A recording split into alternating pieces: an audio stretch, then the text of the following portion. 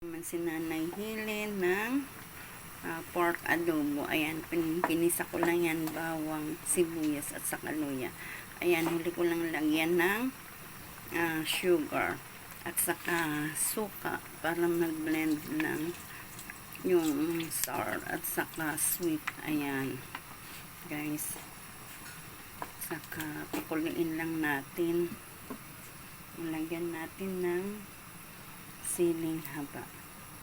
Ayan guys, sinatanggalan ko yan ng dulo yung sili para medyo may anghang siya. Ayan guys, at saka naglagay ako ng kunting